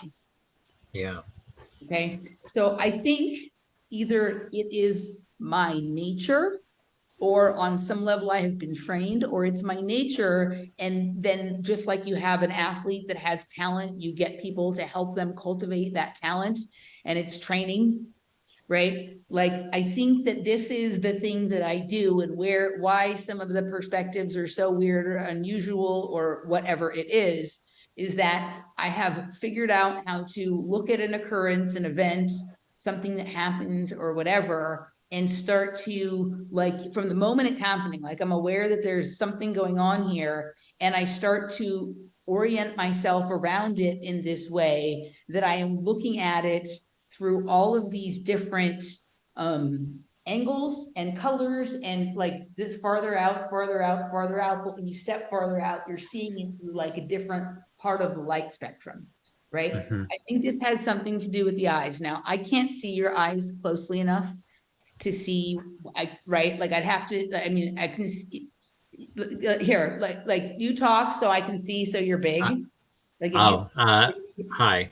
I'm talking right now, and okay, do you I'm. have multiple colors within your eyes? Is there like a different color Uh, ring around the middle than there is around the outside? Or are they all I. just the same color blue?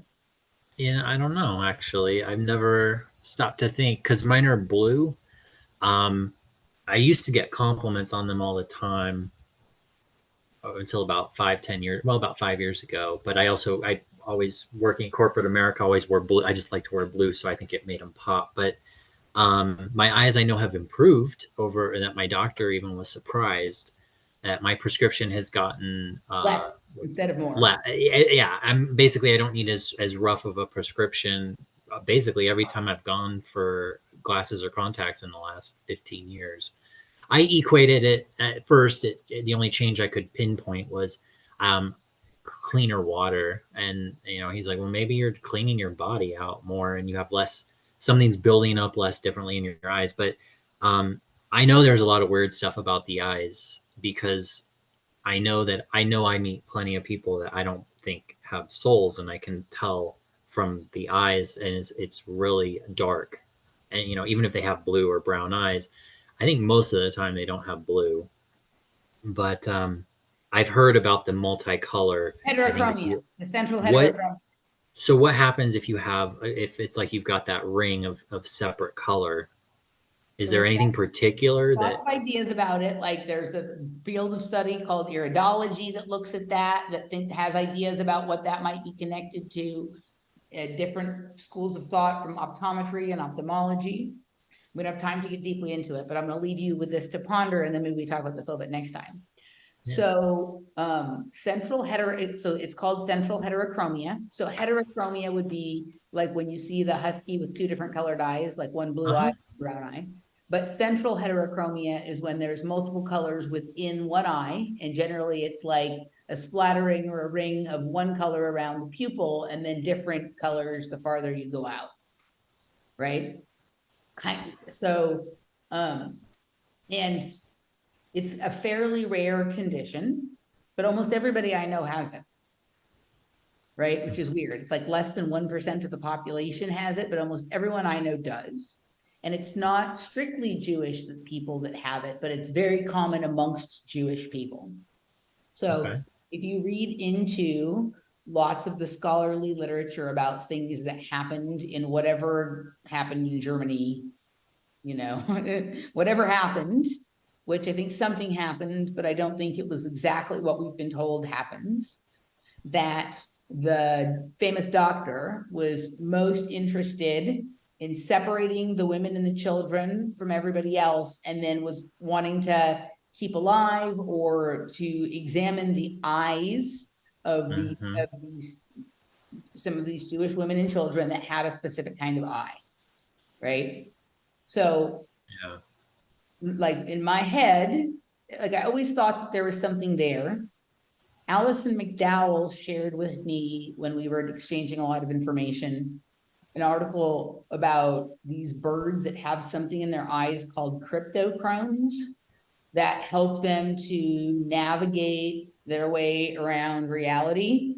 And it was during a period of time where like Michael and I were also looking into all these colors, like the Han purple and the different kind of like dyes and natural colors that wars have been fought over, right? And I was like, okay, is it that the eyes can perceive these colors, or is some of that pigmentation, that color inside the eye? And so that chrome, that cryptochrome, that hidden color helps to decode information differently. Like you see more stuff, or you Mm-hmm. see stuff sort of differently, right? And for my own set of experiences in life, and then what we're living through now, there's a lot of focus on the rainbow, and prisms and colors and all of this different kind of stuff.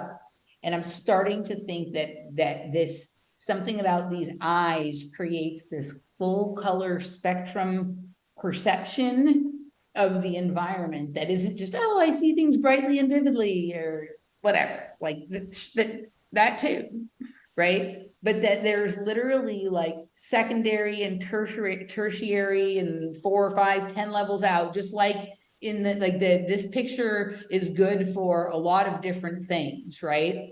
But like, let's just say that I have the ability, and I'm not the only one, maybe like lots of us, right?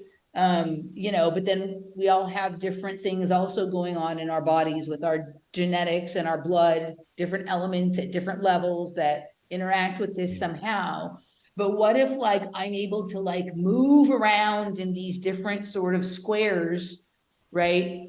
In perception, right? And that is really like, I went through this whole series of shows I did where I felt like one of the big things in MK Ultra is the doctors become almost like obsessed with or very reverential to their subject's lens of perception, right? And if you look at all of this, like these things also coordinate to radiation, to all sorts of ways of measuring things about what's going on, like around or whatever it is.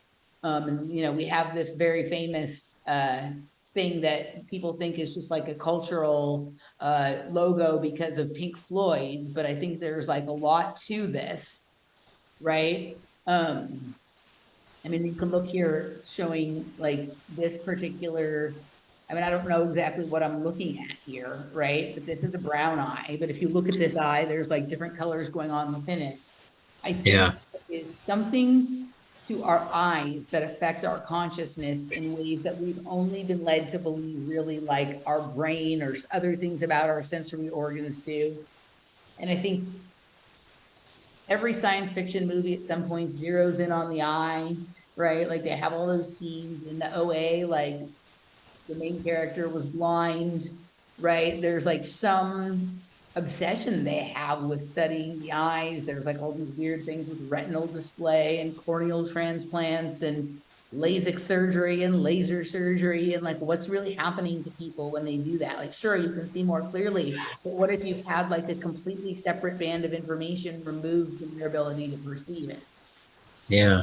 Oh, Always that's known it. not to fuck with my eyes. Like even when I went through a period of time for a long time where I had blurry vision, I did not go to the eye doctor. And eventually my vision fixed itself and I could see perfectly. Right? I could completely see people genetically modifying people to lose the ability to see certain pigment Hmm. that would, because maybe that's why some people see, and you don't just see something because you're in touch with it. Maybe because the pigment of it is that color. Maybe you have all those colors in your eye Right. It's like and having they've the removed. most palette, the most colors Yeah. of paints to work with, right? Yeah. And so like I think that that is like I've been asking myself a lot of questions about myself lately because of things going on in my professional life with my other kind of work and personal life and whatever. And I was like, I just see things differently. And it isn't opinions. That's not what I mean. I don't mean I have a different opinion, though I certainly do. And you don't just have a different opinion, though you certainly do, right? I think that I'm literally seeing a different reality than other people see. And I don't mean that in the way we've been told to think of it. Oh, if someone's seeing things that aren't there, they're fucking schizophrenic or they're tripping or whatever it is, right? No, like I think my eyes are decoding the light in a different way. And yours might be too, right? And I think so, like, maybe like this is, part of how certain groups of people come together, maybe certain ethnicities or certain tribes, Mhm. like their eyes are doing this thing and maybe they're indigenous and maybe that's really what like all of this stuff is sort of about. And if you we always talk about like how important like media is, that screen between ourselves and the perceived reality that's distorting things, but we don't think about the one that exists right here, the Mhm. other screen, like the other lens of perception. Ev- um Everything you're saying would tell me, as a freak of nature scientist who wants to control, I'm thinking, wouldn't it be great if I could bastardize this realm with a bunch of different light sources, get rid of your incandescence, block out the sun, get rid of the things that cast a natural light onto everything else, because it's like it's not just a crappy bandwidth or wavelength that it's not just straining the eye. It's much deeper than that, and it's an energetic consciousness thing. It's You're shutting off the ability to perceive senses. What comes through senses. have you I'm going to ask you this question quick and then I have to hop off in just a Yeah. second. Have you ever done mushrooms? Once, Okay. best thing in my life, best Right. experience I So could have for had. me, like seeing some of those colors that you see when you're on them, it was like I remembered something that I had forgotten about. Like there is information attached to some of those tones of colors that it's almost impossible to find something in the real world now that looks like that. Right. And maybe it's not that there's nothing in the world that looks like it, but something's gotten screwed up in between our perception of it and there, though. Like I certainly, you know, even with my expanded color perception, right? Maybe can't see some things, but like when you are close-eyed on mushrooms, like whatever's happening on the inside, you can still see the color, and the amount of emotion and memory that is attached to some of these colors is on a level that really makes me understand why gemstones have been so adored throughout the ages and all of that other stuff, because I think that really is what people used to see. And whether we don't see it because it's not there anymore, or we're not seeing it because something weird is going on with our eyes, right? I don't know, just a thought. So let's marinate on some of the things we've talked Yeah. about here today, and we can have another chat. So I like doing these informal things. Like I don't always need to do Yeah. shows. It doesn't have to be cohesive and make sense or anything like that. But yeah, I Awesome. agree. Everybody wants to talk about this stuff, so it's best to just record them and share them around. So I'll send you this recording. You can just share it with whoever you want. I'll just post it on the back end of my platforms and things like that. I'm not gonna don't put it on YouTube or anything like that, but just whoever you All want to right. share with, I'll send it over to you. Yeah. I'll do it Yeah. again soon. Absolutely. Looking forward to it. So, all right. Enjoy. Thanks, Mitch. We'll Have a talk good to you soon. day. Bye. You